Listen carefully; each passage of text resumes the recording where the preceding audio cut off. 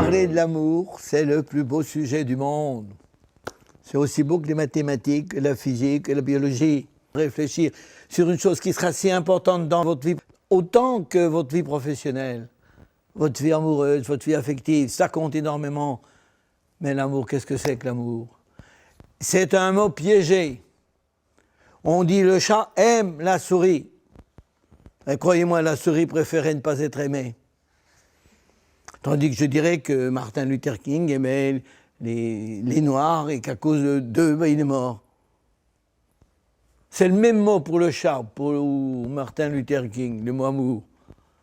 Alors tu entends, toi, quand un petit gars te dira « je t'aime », il faut toujours lui demander en quel sens. Est-ce que tu m'aimes comme la souris, pour me consommer, ou tu m'aimes que pour Martin Luther King, pour me promouvoir, pour me faire grandir? Tout le problème est là. Il n'y a pas un mot comme le mot amour qui soit si ambivalent. Alors vous croyez que si on réfléchit un peu de qu'est-ce que c'est qu'aimer, c'est pas si facile que ça.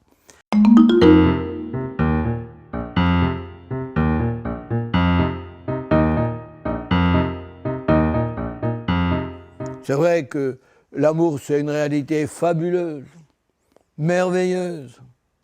Mais sachez bien que l'amour, c'est tous les âges. Ne vous imaginez pas qu'on aime qu'à votre âge. On aime dès qu'on est tout petit, on aime sa maman, son nounours. Mais on aime bien plus à 12 ans, on aime bien plus à 18 ans, on aime bien plus à 25 ans, bien plus à 30 ans, bien plus à 50 ans, bien plus à 80 ans. Vous savez, quand le feu prend dans le vieux bois, ça brûle. Oui, savez-vous que nous sommes faits pour aimer?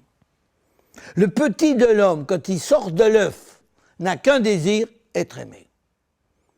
Vous avez, dès que vous venez au monde, vous avez dans le crâne ou dans le cœur, vous voudrez, un logiciel, un circuit imprimé fait pour aimer. Nous sommes fabriqués pour aimer, fait à l'image de celui qui est l'amour et par celui qui est l'amour, nous sommes faits pour aimer. Et si dans notre vie, nous ne sommes pas aimés ou nous n'aimons pas, nous ne serons jamais heureux.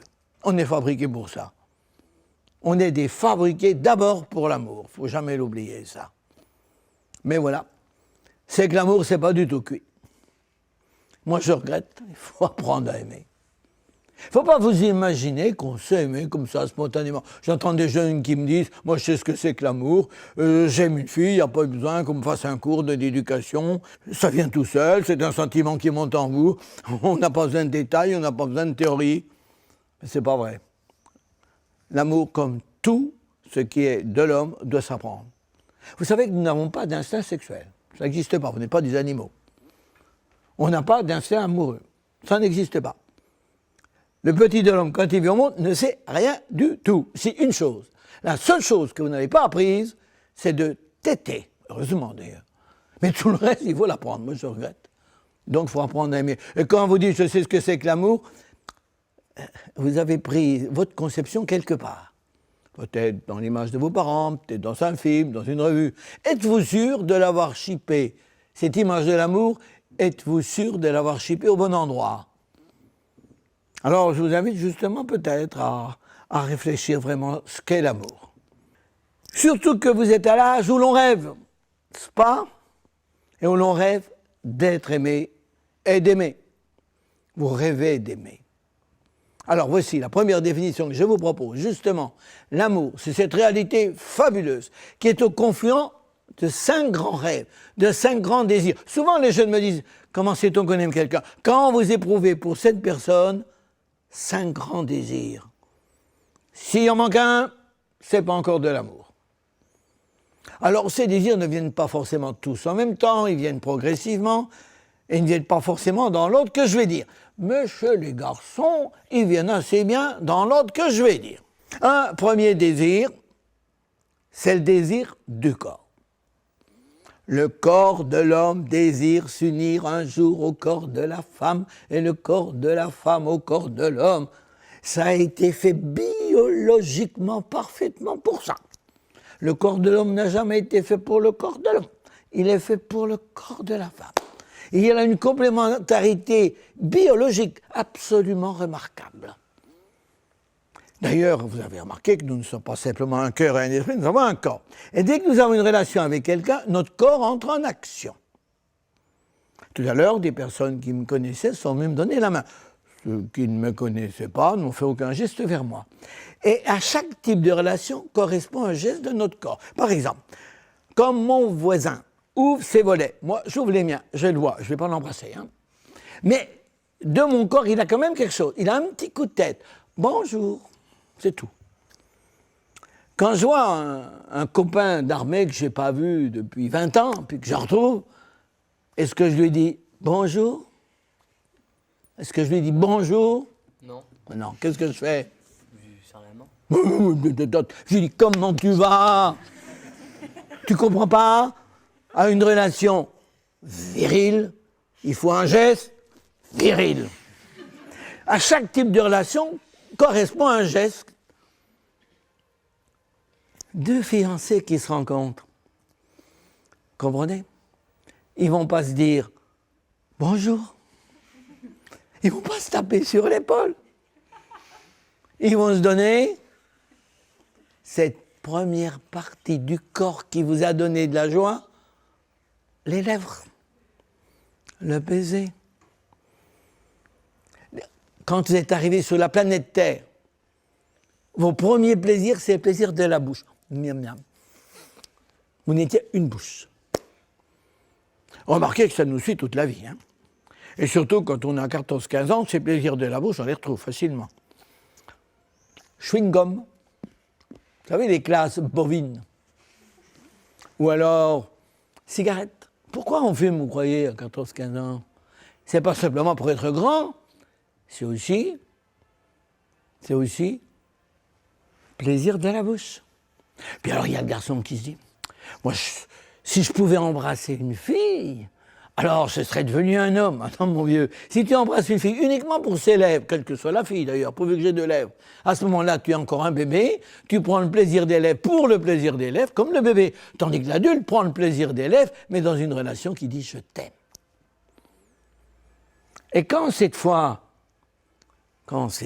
un garçon et une fille décident de s'aimer pour toujours, de donner tout ce qu'ils ont, leur casserole, leur table de cuisine, leur compte en banque, ils veulent tous donner. Ils ont besoin d'un geste qui dit « je me donne ». Et il n'y en a qu'un.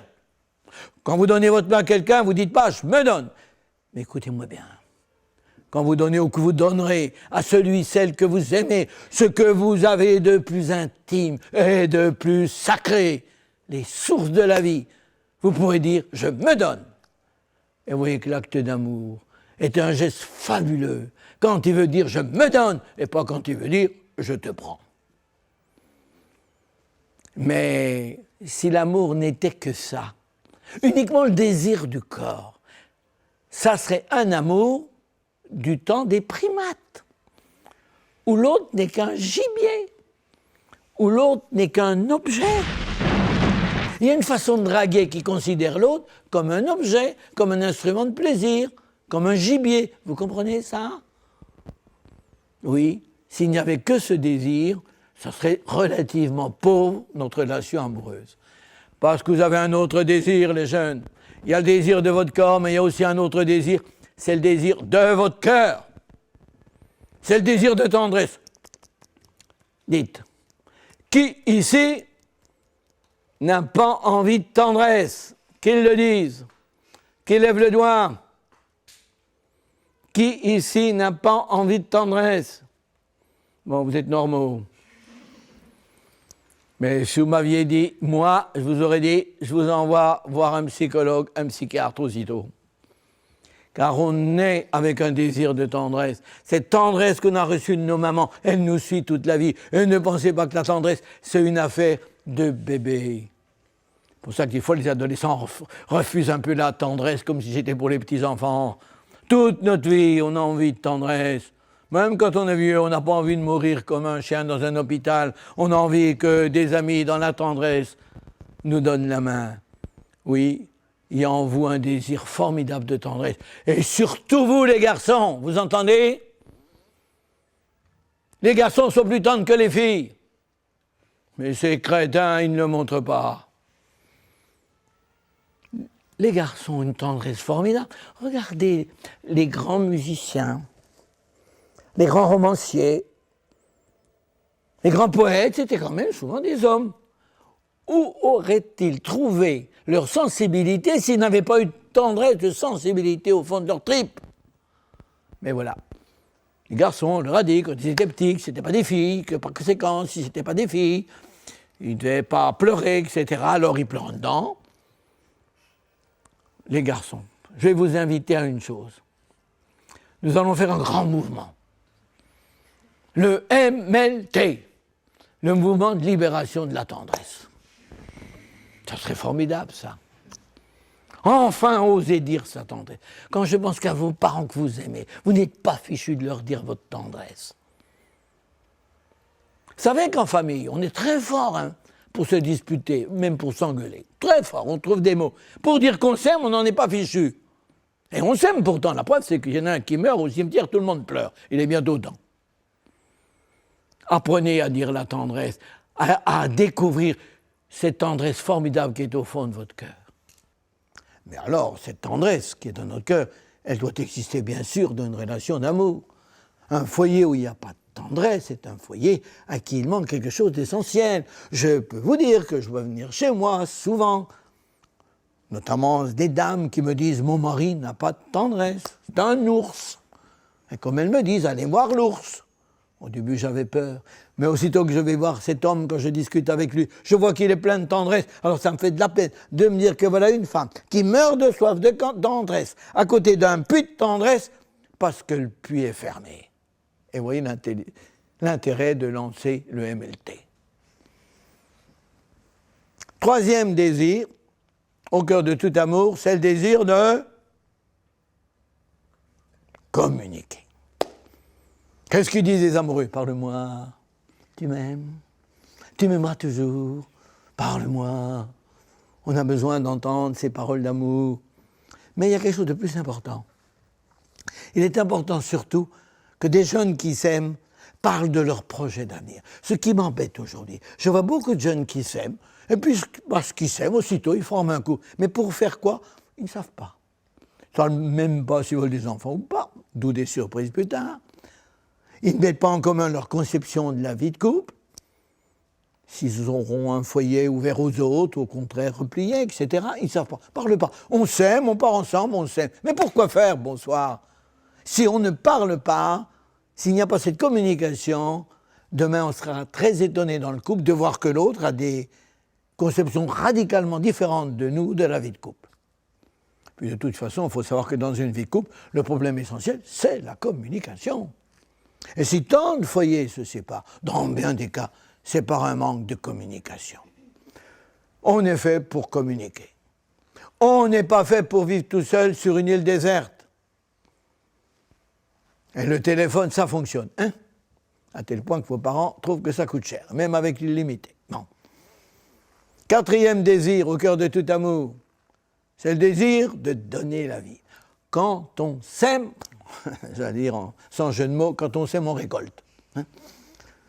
Quand on s'aime, on a envie de donner la vie. Deux êtres qui s'aiment se disent un jour on aura un petit, il te ressemblera, je voudrais qu'il ait tes yeux, je voudrais qu'il ait ton intelligence, je voudrais qu'il ait ta bonté. Tous les amoureux disent ça, un jour ou l'autre.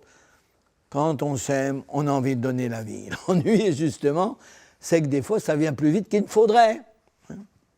L'enfant vient se glisser tout naturellement, même des fois sans qu'on l'attende trop vite.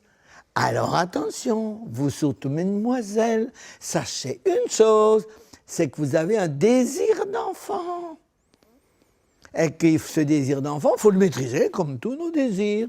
C'est pour ça que les anciens n'étaient pas fous du tout. Représentaient le dieu de l'amour sous la forme d'un bébé joufflu qui s'appelait Cupidon. Pourquoi le dieu de l'amour était un bébé joufflu? Sinon pour nous rappeler que le désir de l'amour, c'est que des petits bébés joufflus viennent au monde. Alors, Achtung, attention. Dès qu'un garçon regarde une fille avec intérêt et que la fille y répond, il y a un petit bébé qui a envie de venir au monde. Vous avez entendu? Il faut savoir là aussi, maîtriser son désir de donner la vie, qui est là en nous très profondément, puisqu'il remonte du fond des âges, de tous les millénaires qui nous ont précédés, car n'oubliez pas que la sexualité avait d'abord comme fonction la procréation. Enfin, cinquième désir, le désir d'être traité comme une personne, d'être connu comme ayant une valeur, d'être estimé pour tout ce qu'on est. Personne, vous entendez, n'aime d'être traité en objet. Personne. On ne veut pas être traité comme une chose. On veut être traité comme une personne. Personne à part entière. Où je suis aimé pour tout ce que je suis, et pas simplement pour mon physique, pour mes beaux yeux. Personne n'aime d'être traité comme un objet. Si en classe, un professeur vous dit « machin, viens ici », vous direz « je ne suis pas machin ». J'ai un nom, je suis quelqu'un. D'où vient un amour que quelquefois, on traite l'autre comme un objet de passage. Une fille m'a dit un jour ce mot terrible, qu'est-ce que j'ai été pour ce gars ? Chewing-gum, renvoyé après usage. Ouais. Objet, ça c'est indigne de l'être humain. Nous avons besoin d'être considérés, d'être estimés, d'être appréciés pour notre corps, pour notre cœur, pour notre esprit. Voyez-vous, c'est que justement, une des fonctions de l'amour, c'est de nous faire exister. Vous voyez Jocelyne, elle n'avait pas de chance. Dans sa famille, elle disait on m'aime pas, on n'aime que mon frère. En classe, je n'ai pas de copine, si j'en ai une, celle qui est comme moi, qui ne sait pas où aller, alors elle vient avec moi. Savez-vous que c'est désagréable de sentir qu'on n'est pas aimé? On n'existe pas. L'amour a cette fonction extraordinaire de nous faire exister.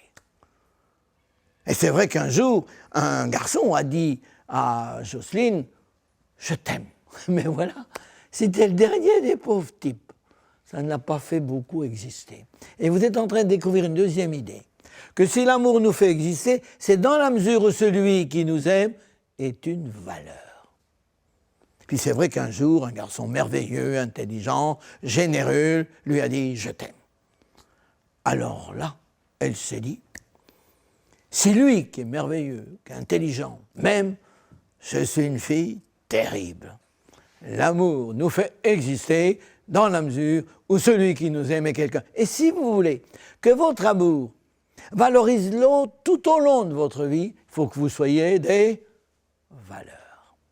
Bonsoir, vous êtes à l'âge, vous avez à vous cultiver pour que l'autre qui vivra avec vous soit fier de vous. L'amour, c'est comme un projecteur. Voyez, vous avez tous un projecteur, il est là, il est situé là. Et quand vous êtes amoureux, vous n'en voyez qu'un. Il est dans la lumière, les autres inodores, incolores et sans saveur. Je suppose que vous allez dans un théâtre, vous savez que celui que vous aimez s'y trouve, il n'est pas à côté de vous, mais aussitôt que vous arrivez dans le théâtre, qu'est-ce que vous faites? Où il est? Projecteur. Et voyez, l'amour, c'est pour ça que ça nous fait exister. Parce que quand on est aimé, on est dans le projecteur de l'autre. On existe pour lui, on est unique au monde. Et puis lui existe dans notre lumière. C'est ça qui est formidable. Je vais raconter l'histoire de Mathilde. Écoutez-moi bien l'histoire de Mathilde. Mathilde, je crois qu'elle commence à aimer un garçon. Et vous savez comment on sait que le garçon nous aime? Est-ce que vous savez ça? Ah, mesdemoiselles, on voit qu'un garçon nous aime, premièrement, quand il est un peu toujours dans nos pattes. Mais il m'énerve, celui-là. Deuxièmement, il n'a pas toujours l'air malin. Et oui, parce qu'il est ému, vous êtes si jolie. Rappelle-toi, quand un gars dansera un jour avec toi et qui te dira « Oh toi, tes yeux ont la profondeur des puits des mille et une nuits ». S'il est capable de vous dire ça, ça prouve qu'il n'est pas très amoureux et qu'il sait y faire. Tandis que le petit garçon qui vous aimera, le petit gars bien timide qui vous aime, mais qui vous aime vraiment, alors il est ému. Alors quand il dansera avec vous, il dira « Elle est bien, oh, puis aujourd'hui elle sent bon, oh, je vais lui dire que je l'aime, oh, pas tout de suite, samedi prochain. » Et la fille lui dit « C'est un idiot, quoi. » Ah non, non, c'est un amoureux. Puis troisièmement, il la respecte. Eh oui, quand on aime vraiment une fille, on la respecte. Un garçon m'a dit, il y a deux types de filles pour moi, il y a pour celles pour s'amuser, puis celles qu'on aime, c'est pas les mêmes. Avis, faut en tenir compte. Voilà donc notre petite Mathilde dit « je crois que j'aime garçon ». Alors il faut que vous sachiez aussi une chose, c'est que les filles n'ont pas le coup de foudre, en général. Ah, oui, il faut dire pourquoi. Toutes les filles ont plus ou moins, derrière la tête, ça se situe là, le portrait robot de celui qu'elles attendent. En général, il est grand, des petites bruns, des beaux yeux bleus. Hein. Quand il se présente un petit blond à lunettes, bon, lui non, vous ne voyez pas avec ça. Hein. Puis quand même, au bout de 3 mois, il dit, il est petit, mais il a du goût, puisqu'il a pensé à moi. Il n'est pas si mal. Puis progressivement, elle se fait à l'idée du petit. Puis un jour, elle aimera le petit blond. Il dira, les grands bruns, c'est tous des prétentieux. Mathilde se dit, je crois que j'aime Gaston, je crois que j'aime de plus en plus. Or, elle apprend que Gaston va danser dans une boîte samedi prochain. Jamais aller en boîte. Comment je vais faire pour aller en boîte? Parce que si jamais il va en boîte, il est fichu d'être pris par une autre. Alors elle va trouver sa maman. Maman, il faut que je sorte absolument samedi. Dis donc, est-ce que tu te rends compte que tu n'as pas eu des notes terribles ce mois-ci? Et tu vas encore sortir? Ah non, écoute, ma chérie, mais maman, c'est pas pour moi, c'est pour sortir une copine. Tu m'as toujours dit d'être charitable. Si bien qu'avec une raison comme ça, la maman sait la sait faire. Et vous voyez Mathilde qui est la première fois va en boîte. Non, est-ce que vous imaginez un petit peu la mise en scène, hein? La voilà aussitôt qui va devant sa glace. Plutôt 2 fois qu'une. Hein? Et la voilà qui s'en va. Elle est toute ravie, elle s'en va. Elle est heureuse, elle va trouver son Gaston. Puis elle va en boîte. Elle arrive dans la boîte. Qu'est-ce qu'elle fait quand elle arrive dans la boîte? Elle allume le projecteur. Où est Gaston? Ben, il n'est pas là. Il n'est pas là. Eh ben, j'ai perdu ma soirée. Ben, c'est fini. Pour une fois que je peux sortir, il n'est pas là. Puis cette musique de Zoulou, ça m'énerve. Cette boîte, ça m'énerve. C'est idiot, leur truc. Évidemment, il n'est pas là. Puis il arrive là-bas, sur la porte. Qu'est-ce qu'elle fait? Projecteur. Pourvu qu'il me voit. Ça y est, il m'a vu. Maintenant, je fais celle qui n'a pas vu. Voilà. Il vient vers moi. Ouh, c'est formidable. Maman, je suis heureuse. Merci, maman, je suis heureuse. Oh là là. Oh, vous savez, c'est le meilleur moment, ça. C'est quand le rêve bascule dans le réel. Il est là. Je suis heureux, maman. Il est là. Où il est? Il passe. Où il va? Projecteur. Il va vers Florence. C'est là, avec ses yeux de chouette, elle va me le piquer. Et toute la soirée, Mathilde, quand qu'elle danse avec les autres, qui ne l'intéressent pas, et toujours par-dessus leur épaule avec son projecteur, où est Gaston? Vous voyez, c'est ça le formidable de l'amour. C'est que ça a fait surgir quelqu'un de l'anonymat. Quelqu'un existe. Et moi, j'existe pour quelqu'un. Et quand on est aimé, c'est ça qui est merveilleux. On compte pour quelqu'un. On est choisi. Surtout quand il vous dit « je t'aime pour toujours ». S'il vous dit « je t'aime, mais pour 3 mois à l'essai », ça ne fait pas le même effet. Alors, je résume. Cette première définition de l'amour, c'est comme une magnifique églantine. 5 grands désirs, 5 pétales. Désir du corps.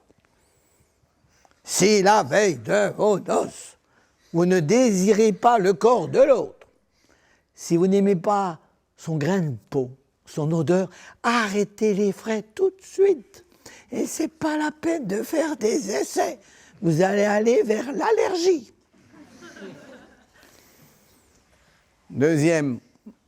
Deuxièmement, la tendresse, le cœur.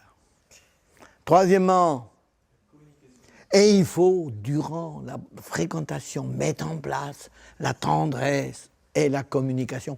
Trop de jeunes aujourd'hui vont tout de suite à la vie sexuelle. Vous les filles, vous n'êtes pas très malines. Vous allez tout de suite à la vie sexuelle. Et pendant ce temps-là, le garçon ne s'éduque pas à la tendresse et à la communication.